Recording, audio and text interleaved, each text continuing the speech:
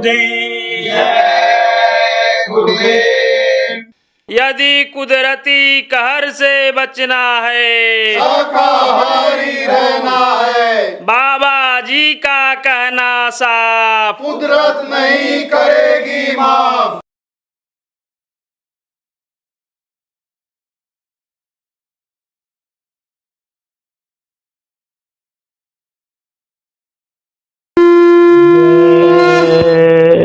गुरुदेव।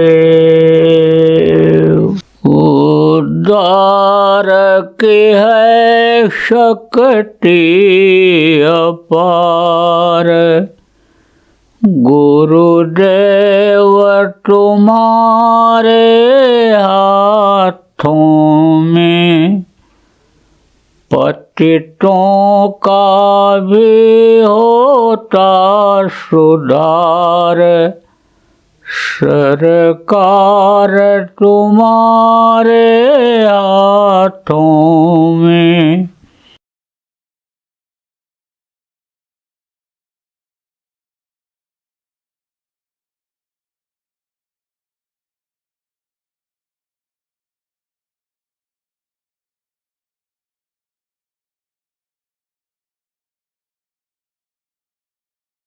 ऐसे देवता प्रार्थना करते रहते हैं कि जल्दी हमारा ये शुभ कर्म खत्म हो और हमको मनुष्य योनि मिले, क्योंकि पूरे छेड़े मृत्युलोक है, उनको सीधे मृत्युलोक में भेजा जाता है। अन्य योनियों को दूसरे योनि में भेजना पड़ता है। वो समझो 84 भुगतते हैं और फिर गाय बैल की योनि के बाद मनुष्य शरीर मिलता है। लेकिन जो देव आत्माएं हैं, देवलोक में हैं, उनको सीधा मनुष्य शरीर मिलता है। तो मनुष्य शरीर के अंदर ही ऐसा रास्ता है कि जिससे देवी देवताओं का दर्शन, स्वर्ग वैकुंठ का आनंद मिल सकता है, दर्शन उनका मिल सकता है, प्रभु का दर्शन मिल सकता है। प्रभु की जो वाणी है, मीठी अमृत वाणी है, वो सुनी जा सकती है केवल मनुष्य शरीर के अंदर ही ऐसा रास्ता है। क्योंकि इसमें पूरे 5 तत्व हैं, इसमें खट चक्र हैं, आप ये समझो इसमें 72,000 नाड़ियाँ हैं, इसमें 10 प्रकार के प्राण हैं, बाकी अन्य योनियों में नहीं है।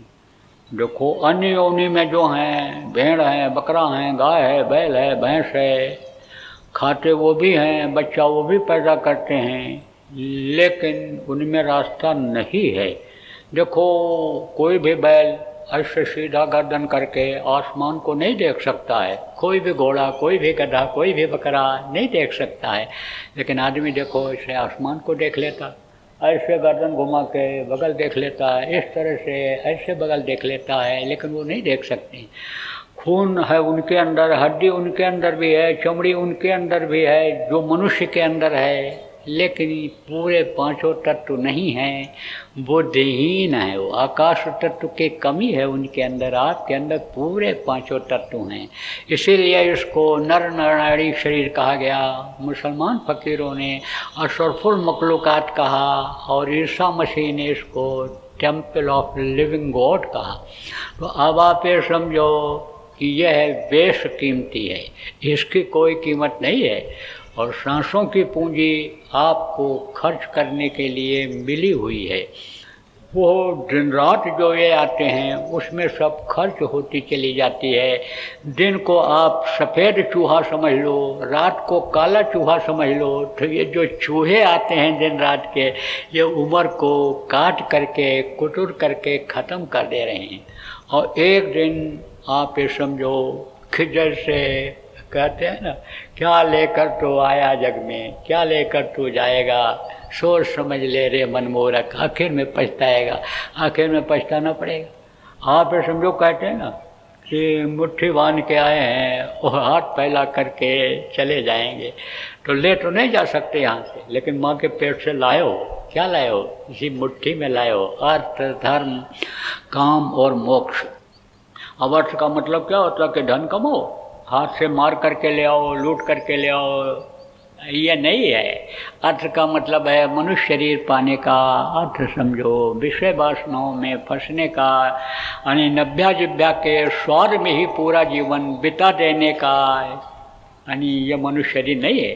उसी के लिए ये नहीं मिला है। इसका अर्थ समझो कि भगवान की प्राप्ति के लिए मिला है, चेतन से चेतन को याद करने के लिए मिला है, यानी समझो रूहानी इबादत जिसको कहते हैं वो करने के लिए मिला है, जिस्मानी इबादत करने के लिए नहीं मिला है।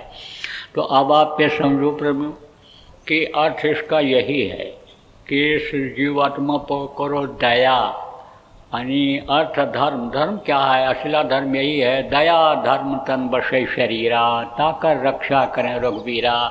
आप ये समझो जीवों पर तो दया करो ही, उनकी हिंसा हत्या मत करो, लेकिन अपनी जीवात्मा पर भी दया करो, इसको नरकों में जाने से बचाओ, उसको मुक्ति दिलाओ।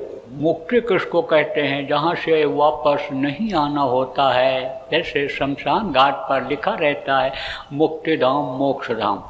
मुर्दा लेकर लोग जाते हैं, कैसी भी परिस्थिति आ जाए, लेकिन जला करके ही आते हैं, वापस नहीं लौटाते हैं, जहाँ से वापस न लौटना हो। तो जब ये अपने देश पहुँच जाएगी, सतदेश पहुँच जाएगी, सतलोक पहुँच जाएगी, वहाँ पहुँच जाएगी कि जहाँ सुख ही है, आनंद है, तो वहाँ से इधर देखेगी भी नहीं, गंदगी की तरफ देखेगी भी नहीं, इधर दुख की तरफ देखेगी ही नहीं, इधर नहीं आएगी। फिर जब उनकी मौज होगी, भेजी जाएगी, संतों के रूप में भेजेंगे, तब वो आएगी, और वरना आने वाली नहीं है। और फिर भी इन सभी आत्माओं को नहीं भेज दिया जाता है, वो जो है लोक है, जैसे ये लोक है, भारत देश है जैसे ये, तो भारत देश में हर तरह के लोग हैं। अब आप ये समझो हर कोई धनी मानी, हर कोई विद्वान तो है नहीं, कोई गरीब है, कोई अमीर है, कोई कुछ है तो आदमी। ऐसे वहाँ भी रहते हैं लोग। कहाँ रहते हैं? वहाँ भी आत्माएं रहती हैं। वासी तो वहाँ की रहती हैं, सतलोक वासी। जैसे कोई भी बाहर जाएगा तो कहेगा हम भारतवासी हैं, चाहे अमीर हो, चाहे गरीब हो, चाहे व्यापारी हो, चाहे अधिकारी हो, चाहे राजनेता हो, कहेगा हम भारतवासी हैं। लेकिन आप ये समझो कि सब एक समान नहीं, ऐसे वहाँ भी कुछ निचली स्तर की हैं, कुछ और ऊपर की हैं, यानी वहाँ उस लोक में भी ऐसे ही। आप ये समझो कि वहाँ जो पहुँच जाता है वो सालोकवासी हो जाता है, जो उनके नज़दीक पहुँच जाता है मालिक के सत्पुरुष जिनको कहा गया, वो सामीप्यवासी होता है, सारूपवासी होते हैं, उन्हीं जैसा हो जाता है। और साजुज्य यानी मुक्ति जिसको कहा गया, वो उन्हीं समा जाता है, उनकी पूरी पावर हो जाता है, तो वो उनको भेजते हैं। कब भेजते हैं? जब ज़रूरत होती है, जब जीव यानी समझो कि यहाँ पर दुखी हो जाते हैं, नरकों में जब जाने लगते हैं, चिल्लाते हैं, नरकों में सब सज़ा मिलती है तो चिल्लाते हैं, तब वो भेजते हैं। पहले लोग अष्टांग योग, हठ योग करते थे, कुंडलिनियों को जगाते थे, प्राणायाम करते थे, लेकिन अब इस क्रिया को उन्होंने ख़त्म किया।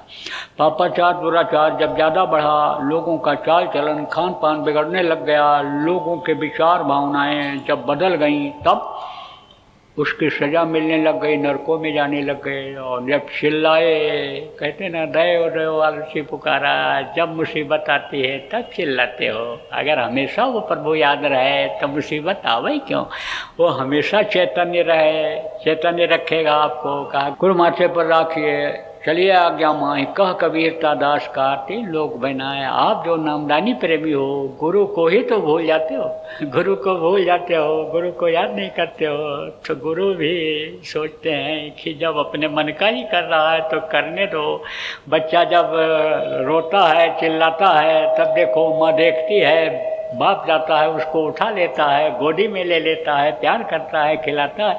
और जब तक नहीं चिल्लाता, जब तक आवाज़ नहीं लगाता है, जब तक याद नहीं करता है पापा जी, तब तक खेलता रहता है। जितने भी बच्चे हैं सब उसी के हैं, लेकिन जो चिल्लाया, जो याद किया, जो हमेशा पापा पापा कहता रहता है, प्यार से बाप उसी को उठाता है। ऐसे ही कहा गया, हमेशा जब याद रहेगा तो तकलीफों से बचे रहोगे।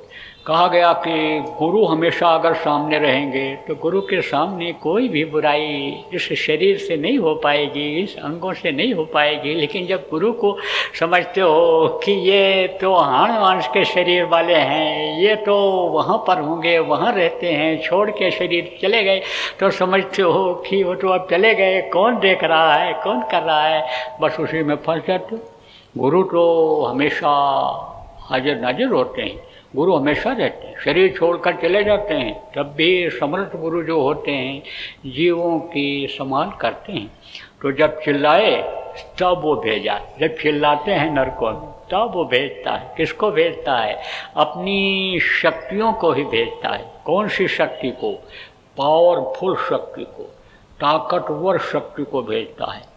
तो आप ये समझो कि जैसे हीरा है तो हीरा का एक टुकड़ा आप ये समझो कीमत रखता है, लेकिन अगर कोई बड़ा हीरा है तो कहते हो ये ज़्यादा कीमती है, इसकी पावर ज़्यादा है, शक्ति इसमें ज़्यादा है, आमदनी करा देने की शक्ति ज़्यादा है। ऐसे ही रहती है वो आत्मा जो भेजी जाती है, माँ के पेट में ही पलती है, बाहर निकलती है, लेकिन वो संस्कारी होती है। समय के वक्त के गुरु के पास पहुंचकर और रास्ता ले करके अपनी आत्मा का कल्याण कर लेती।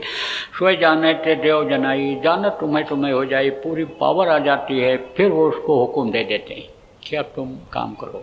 जब वो जीवों का काम करने लगते हैं तो वही सदगुरु कहलाते हैं, वही समर्थ गुरु कहलाते हैं, वही स्पिरिचुअल मास्टर कहलाते हैं, वही मुर्शिद कामिल कहलाने लग जाते हैं। समय समय पर आते रहते हैं, अपनी अपनी भाषा में लोग उनको बताने कहने लग जाते हैं कि यह मुर्शिद हैं, कोई कहेगा हमारे मास्टर हैं, कोई कहेगा ये हमारे समर्थ गुरु हैं, कोई कहेगा सदगुरु हैं, कोई कहेगा मालिक हैं, कोई कहेगा भगवान कहेंगे। अब देखो पत्नी अपने पति को कई नामों से पुकारती है, मालिक हैं, पति हैं, सरनेम जो रहता है तिवारी जी, सिंह साहब, मिश्रा जी, यादव जी, उस सरनेम से पुकारती है। वकील हैं तो वकील साहब के नाम से बहुत नाम रख देती है। ऐसे ही नाम रख देते हैं लोग। तो आप समझो प्रेम कि यह जो मनुष्य शरीर है ये है, यानी समझो कि देव दुर्लभ है, देवताओं इसके लिए तरसते रहते हैं। तो ये जो दिन और रात आते हैं ये आपके उम्र को ख़त्म कर दे रहे हैं। तो ये जो अभी उम्र आपकी बची है इससे आप अपना काम बना लो। अब आपको न घर छोड़ना है, न ज़मीन जायदाद छोड़नी है, और न ये समझो कि बाल बच्चों को छोड़ना है, न जो काम आप करते हो उसको छोड़ना है। आप जो काम करते हो मेहनत ईमानदारी का ही काम करो। लेकिन अगर आप कोई जीव हत्या का काम करते हो, अंडा बेचते हो, मांस बेचते हो, मछली बेचते हो, तो वो काम बंद कर दो और आप दूसरा काम शुरू करो। उस मालिक पर भरोसा करके जो पैदा होने के पहले माँ के स्तन में दूध भर देता है, परवरिश करता है, उस अल्लाह ताला पर, खुदा पर यकीन करो, विश्वास करो कि जो सबको देने वाला होता है, जिसको गरीब परवर कहा गया, उस पर यकीन करो, विश्वास करो। और कोई भी तिजारत, कोई भी व्यापार आप दूसरा कर दो जिसमें जीव की हत्या न होती हो। और देखो आज के पीछे की कई महीने की, कई साल की आमदनी आपको मालूम है, नोट कर लो, और आगे जो धंधा करो उसकी आमदनी नोट कर लो। आपको जो सुकून नहीं मिलता है, आपके घर में जो बीमारी बनी रहती है, आपके घर में जो लड़ाई झगड़ा होता रहता है, कोई न कोई समस्याएं आती रहती हैं, देखो दूर होता है कि नहीं होता है? होता है। बताते हैं लोग कि आपने मना किया तो हमने मुर्गी फार्म बंद कर दिया, अब हम दूसरा काम करने लगे। कोई कहता है मांसाहारी होटल बंद कर दिया, शाकाहारी भोजन कराते हैं, कहते अब ज़्यादा ग्राहक आते हैं, ज़्यादा आमदनी होती है। कहते हैं अंडा बेचना बंद कर दिया, बर्फ़ बेचते हैं। कोई कहता है सब्जी बेचने लग गए। कोई कहता है कि दूसरा काम कर रहे हैं, उसमें अच्छी आमदनी हो रही है। तो आप ये समझो, अगर कोई आप में से ये काम करते हो तो बंद कर दो।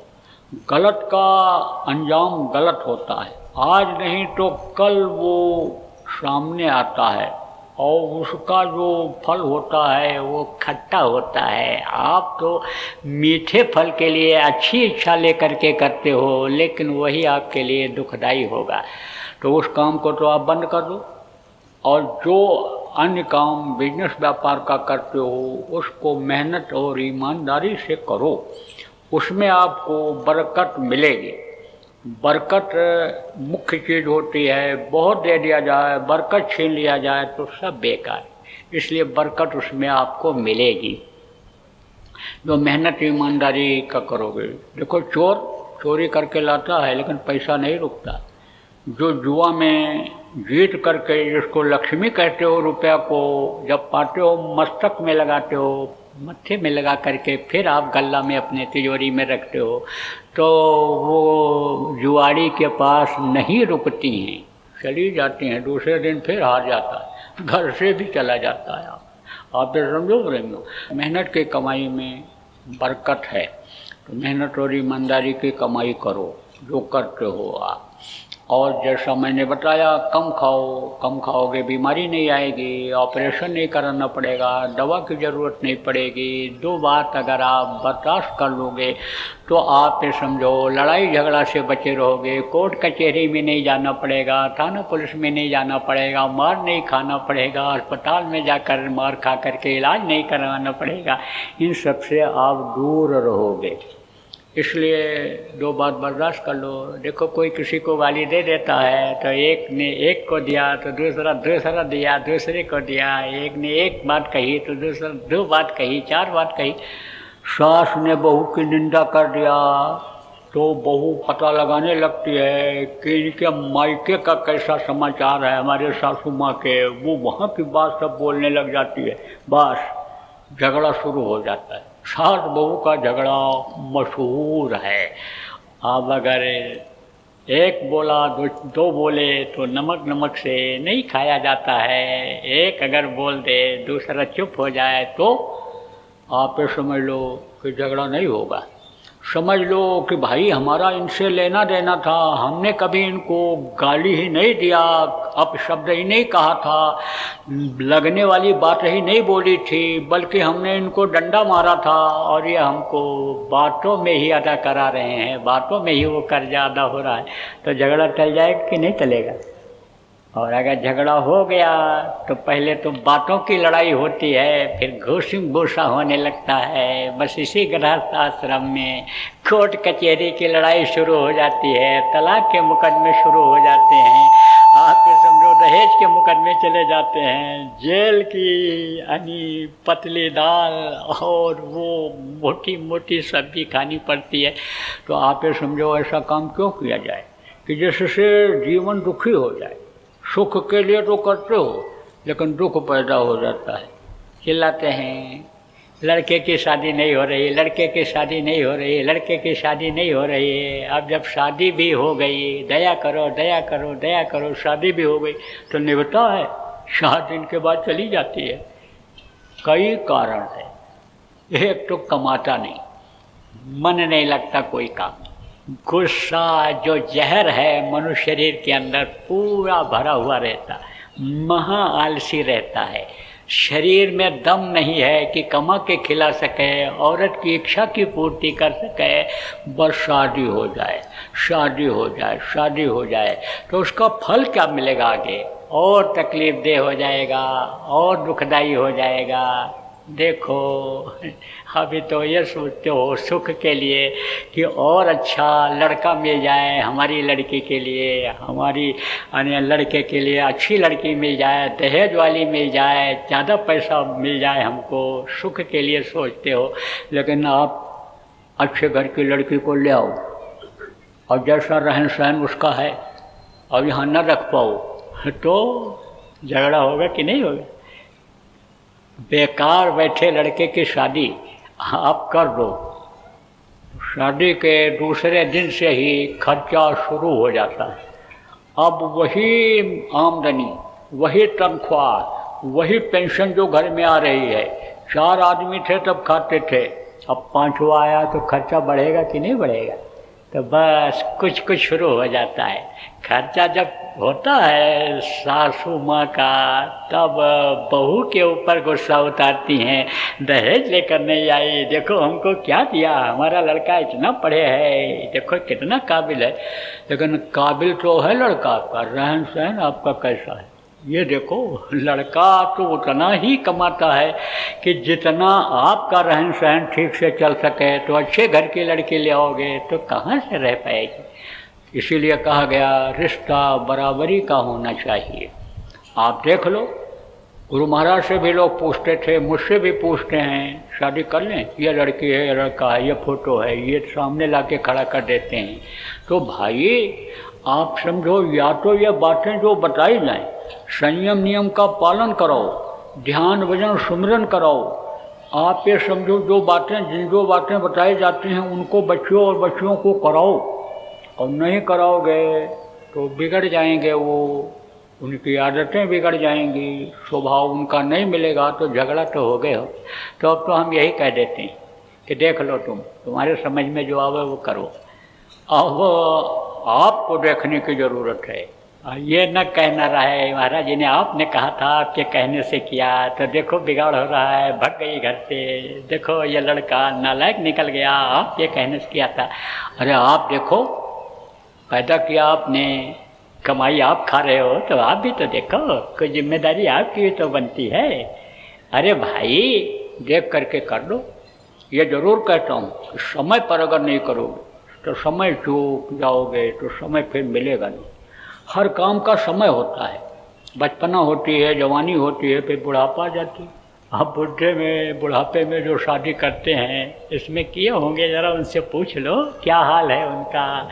इसलिए समय पर करना चाहिए, चाहे लड़का हो चाहे लड़की हो, समय पर होना चाहिए। और समय से जो काम नहीं करते हैं महा दुखी रहते हैं। देखते हैं अपने सामने, लेकिन आंख बंद कर लेते हैं, मुंह बंद कर लेते हैं, मुँह से कुछ बोल नहीं सकते हैं, ऐसी स्थिति हो जाती है। इसलिए देख लो, लड़का लड़के के लायक है कि नहीं है, लड़की लड़के के लायक है कि नहीं है, योग्य है कि नहीं है, घर में सेट हो सकती है कि नहीं हो सकती। इसको आप देख करके समय से शादी ब्याह कर दिया करो। जब बच्चे पढ़ लिख लें, नौकरी काम में लग जाएं, तो उनकी शादी कर दिया करो। पढ़ाई नहीं कमाती है, कमाई कमाती है। तो पहले पढ़ाई, फिर कमाई, फिर सगाई। इस चीज़ को याद कर लो। आप ये समझो, नौकरी जब मिल जाए, अब कहते हैं लड़का बहुत तेज है, लड़का आईएएस में बैठेगा तो आ जाएगा। कौन गारंटी लेगा कि शादी के बाद लड़का आईएएस बन जाएगा? वो लड़के जो गृहस्थी में फंस जाते हैं, दफ्तर के बाबू भी नहीं बन पाते हैं। कहीं ना कहीं काम में लगा दो, नहीं कुछ है लोहा ही कूटेगा, नहीं कुछ है लकड़ी ही फाड़ेगा, तो कुछ कमा के लाएगा? पत्थर ही काटेगा तो कुछ कमा के तो लाएगा।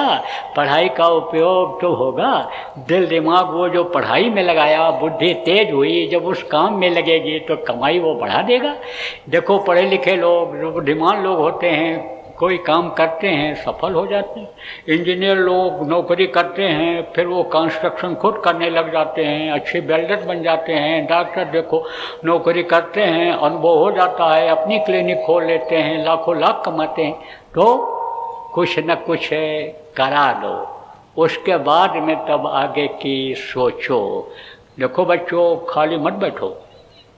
आप ये समझो, आप अपनी मार्कशीट देखो, अपना दिमाग देखो, और फिर आप अपना दिमाग दौड़ाओ। बहुत ऊंची उड़ान न भरो, बहुत तेज न दौड़ो कि गिर जाओ, ऐसा न उड़ो कि नीचे आ जाओ बिल्कुल ज़मीन पर। आपकी जैसी योग्यता हो उस हिसाब से आप नौकरी करो। ऐसे कंपटीशन में बैठो, ऐसे कंपटीशन में बैठो कि जो आ जाओ। एक ने कहा कि वो गया बैठते बैठते, 16 साल हो गया आईएएस में बैठते बैठते, लेकिन नहीं आ पाया। 16 साल से कोशिश कर रहा हूँ, ये कंपटीशन वो कंपटीशन वो कंपटीशन, आईएएस में बैठा, पीसीएस में बैठा, जो कंपटीशन जहाँ जैसा जमा उसको बैठता गया, कहीं नहीं आया। तो हमने कहा तब फिर क्यों रियाज लगा रहे हो? अरे पहलवान भी नहीं बन पाए तो क्यों उठा बैठी कर रहे हो? जो नौकरी जहाँ मिल जाए वही कर लो।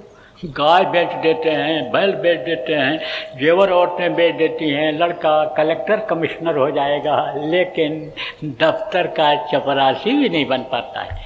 तो कहने का मतलब यह है कि बच्चों, कोई भी काम पकड़ो, भूल जाओगे, पढ़ाई छोड़ दोगे, भूल जाओगे, फिर कंपटीशन में बैठोगे तो नहीं आ पाओगे। जिस लाइन के हो, जिस विभाग के हो, उसी विभाग में आप चले जाओ, उसी में आगे बढ़ जाओ।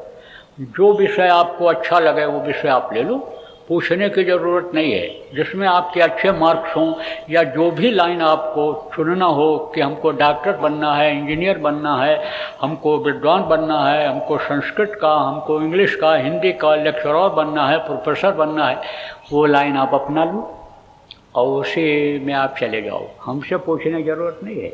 देखो घर बना लो आप, लेकिन आप समझो कि झगड़े का प्लाट लेकर के या सरकारी प्लाट लेकर के घर मत बनाओ। ये ज़रूर कहता हूँ। घर आप खरीद लो, लेकिन नया घर खरीदो, पुराना घर आप मत खरीदो। खरीदो तो नया खरीदो। मशीनरी सामान देखो, कहा गया हमेशा नया लेना चाहिए, तो काफ़ी समय तक वो साथ देती रहती है मशीन। और नहीं तो कोई पुरानी साइकिल बेच देता, पुरानी गाड़ी बेच देता, पुरानी बाइक बेच देता है। क्यों बेचता है? जब खराब होने लगती है तो उसकी कोई गारंटी है कि आप घर से चलोगे तो सत्संग में टाइम से पहुंच पाओगे? कोर्ट कचहरी स्कूल में आप पढ़ने पढ़ाने के लिए समय से पहुंच पाओगे? कोई गारंटी है? कोई गारंटी नहीं। उसकी तो गारंटी लेते हैं, वारंटी जिसको कहते हैं, 6 महीने की वारंटी, 1 साल की वारंटी। कोई पुर्जा खराब हो जाए, बदल जाएगा, खराब हो जाए, उसकी मरम्मत हो जाएगी, लेकिन पुराने की कोई लेता है? ये तो ज़रूर कहता हूँ, ये ज़रूर कहता हूँ कि ज़्यादा लालच न करो, नहीं तो ठग घूम रहे हैं इधर उधर, ठगी कर ले जाएंगे, घर का भी पैसा लालच में निकाल ले जाएंगे, नौकरी लगवा देंगे, एडमिशन करा देंगे, प्रमोशन करा देंगे, प्लाट खरीद लो, मकान खरीद लो, ज़मीन खरीद लो, 1 का 4 गुना करा देंगे। बिजनेस में हमको पार्टनर बना लो, हमको बहुत अनुभव है, बातें भी रट लेते हैं, कुछ अनुभव कर भी लेते हैं, बताते हैं, लालच आ जाती है आपको कि 1 का 4 गुना कमवा देगा। बस सब लेकर बैठ जाते हैं, फ़ोन भी नहीं उठाते हैं। जब तक पैसा निकालना था तब तक तो मालूम पड़ा कि इनसे बड़ा रिश्तेदार, इनसे बड़ा हित और कोई है ही नहीं। अब जैसे ही पैसा आया जेब में ऐठे, बत्ते से फ़ोन की घंटी टर टर बजती रहती है, लेकिन कौन उठावे? कौन उठावे? देना पड़ेगा। अरे वो सेठ बार बार फ़ोन करे, उसको पैसा बाकी था तो फ़ोन करे तो वो दूसरा क्या कहे, पहले वो एक्सचेंज से नंबर लिया जाता था, लैंडलाइन का, एक्सचेंज से। तो सेट करे अपने ग्राहक को, तो वो क्या बोले कि जो है, हाँ सेठ जी, हाँ राम राम सेठ जी, राम राम सेठ जी, हाँ क्या कह रहे हो, आवाज़ नहीं आ रही। अभी एक्सचेंज वाला खट खट खट खट बार बार लगावे, तो एक्सचेंज वाला बोला, अरे सेठ जी बोलो, आवाज़ आ रही है, सेठ जी सुन रहे हैं, बोलो। अरे तो कहे जब सुन रहे हैं सेठ जी, और जब समझो आवाज़ सुनाई पड़ रही है, तो दे तू ही दे दे, जो हमको देना है तो ही दे दो, वो पैसा मांगेगा अभी हमसे। तो अब आप ये समझो, ऐसे उठाते ही नहीं हैं। देखो मिस कॉल उठाओ मोबाइल का तो सैकड़ों मिस कॉल आपके ही नंबर का मिलेगा। तो इसलिए बचे रहो, बचने की ज़रूरत है। समय थोड़ा सा खराब चल रहा है, इस समय को पार करना है, क्योंकि रहना इसी में है, इसी गंदगी में, इसी समाज में रहना है। लेकिन नकल करो उसकी, किसकी? जैसे कीचड़ में कमल खिल जाता है, ऐसे रहना है। कांटे में गुलाब खिल जाता है, ऐसे ही रहना है आपको। तो आप ये समझो, रहो इसी समाज में, लेकिन इनसे दूर रहो, लोभ लालच से दूर रहो, आप दिल दुखाने से दूर रहो। मेहनत की यानी जो कमाई है उस पर विश्वास करो, ना मेहनत की यानी हराम की कमाई जिसको है उससे दूर रहो। और 24 घंटे में 2 घंटा प्रभु के स्मरण के लिए निकालो। सच्चे दिल से, सच्चे मन से उसको याद करो। सच्चे दिल से, जो सच्चे मन से यानी जो याद करता है, उसको वो प्रभु मिलता है। निर्मल मन जन सो मैं पावा, मोहि कपट छचे न। निर्मल मन वाले को वो पसंद करते हैं। तो मन चित्त ये सब सही रखो। कहा ना, तन मन से सांचा रहे, सदगुरु पकड़े बाँ, तो काल कभी रोके नहीं, देवे राह बताए। आप समझो इस तरह से रास्ता काल भी दे देता है। तो ज़्यादा अगर आध्यात्मिक सत्संग आज सुनाएंगे और गहरा सत्संग सुनाएंगे तो ये नए लोग नहीं समझ पाएंगे, जो समझे हैं वो भी भूल जाएंगे। अभी तक जो आप समझे हो, समझे हो, लेकिन अब जो बताने जा रहा हूँ इसको अगर आप समझ जाओगे तो सब समझ जाओगे। कहा ना कि दुनिया की विद्वता, दुनिया का ज्ञान, ये सब जो भी है ये जहाँ ख़त्म होता है वहाँ से आध्यात्मिक ज्ञान शुरू होता है, आध्यात्मिक विद्या की शुरुआत होती है। तो जिससे आपको वो ज्ञान प्राप्त हो जहाँ से ये सारी चीज़ें आई हैं, जहाँ से सारी चीज़ें उतरी हैं, वो आपको बताऊंगा। जिसके लिए कहा कबीर साहब ने कि ढाई आखर प्रेम से पढ़े सो पंडित हुए। ढाई आखर क्या है? ढाई अक्षर है शा और बा और दा शब्द। शब्द की जानकारी कराऊंगा और शब्द को आपको पकड़ने का रास्ता बताऊंगा। तो ये पोथी के ज्ञान की ज़रूरत नहीं पड़ेगी, किताबों को पढ़ करके जो ज्ञान आप प्राप्त करते हो इसकी ज़रूरत नहीं पड़ेगी। ऐसे ही ज्ञानी हो जाओगे। रिद्धि सिद्धि कामधेन कल्प वृक्ष ये शक्तियाँ जब आ जाती हैं तो इतनी मेहनत नहीं करनी पड़ती है। कहते हैं कि सरस्वती अरिष्ट है इनको। जब सरस्वती का दर्शन हो जाता है तब समझो कि फिर रट्टू तोता नहीं बनना पड़ता है। एक बार देख लिया और फिर वो याद हो जाता है। तो आपको वो विद्या बताऊंगा, अंदर की विद्या बताऊंगा, अंदर का ज्ञान बताऊंगा। तो वो कैसे ज्ञान होगा? इसे मनुष्य शरीर में ही होगा। लेकिन आप ये समझो कि जब शब्द के बारे में समझोगे, शब्द को पकड़ोगे, तो शब्द को यानी नाम बताया गया। नाम ही शब्द है, शब्द ही नाम है। तो वो नाम इस वक्त पर है 5 नाम, जिसके लिए कहा नाम लेत बहु सिंधु सुखाही, सुजन विचार करो मन माही। नाम लेते ही बहु सागर सूख जाए, वो नाम। जिसके लिए गोस्वामी जी ने कहा राम न सकहि नाम गुण गाई, कहाँ लग करूँ मैं नाम बढ़ाई, कहाँ तक नाम की महिमा मैं गाऊँ। राम भी नाम की महिमा को नहीं बता सकती। जिसके लिए कहा गया नाम रसायन पीजिए, यह अवसर यह दाऊँ, फिर पीछे पछताएगा जब चला चली हो जाओ। तो वो नाम वो बताऊंगा आपको। वो निर्मायक नाम बताऊंगा जो इस माया के लोक में नहीं आते हैं, माया के घेरे में नहीं हैं, वो माया से परे हैं। देखो प्रेमियों, एक समय पर एक महापुरुष के जो भी आए उनके बहुत शिष्य रहे, लेकिन नामदान देने का अधिकार केवल एक ही को दिया। कबीर साहब आए, उन्होंने अधिकार नानक जी को दिया। उनके बहुत शिष्य थे, लेकिन वो जो 10 गुरु है उनको एक दूसरे को लोग देते चले गए। फिर इधर ये राधा स्वामी, और फिर उन्होंने समझो वही राधा स्वामी शिवदयाल जी महाराज, और आप ये देखो विष्णुदयाल जी महाराज, घोरेलाल जी महाराज, और ये हमारे गुरु महाराज। यानी शिष्य इनके बहुत रहे, लेकिन ये जिनका नाम लिया हूँ उन्हीं को उनके गुरु ने नामदान देने का अधिकार दिया था। तो एक समय पर एक आदमी को ही अधिकार रहता है, उसके मुंह से सुनना जरूरी होता है। पीपल, पाकड़ और रसाल ये 3 पेड़ होते हैं। इनका फल अगर सीधे ज़मीन पर गिर जाए या इनका बीज नीचे गिर जाए तो जमता नहीं है। पक्षी जब फल को खाता है उसके मुंह से बीज बाहर निकलता है, ज़मीन पर गिरता है, तब जमता है। तो उसके मुंह से जिसको अधिकार होता है सुनना जरूरी होता है। इसीलिए लोग चिल्लाते हैं ऑनलाइन नामदान दे दीजिए, टेलीफोन से नामदान दे दीजिए। विदेशों में जहाँ अपने प्रेमी हैं वो प्रचार करते हैं, तहाँ वो यही चिल्लाते हैं नामदान दे दीजिए, नामदान दे दीजिए। लेकिन ऐसे नामदान नहीं होता। जब बहुत चिल्लाहट होती है, बड़ी तड़पन होती है। आज एक बच्ची की माँ ने, जो यहाँ है माँ और लड़की अमेरिका में है, रो रही थी।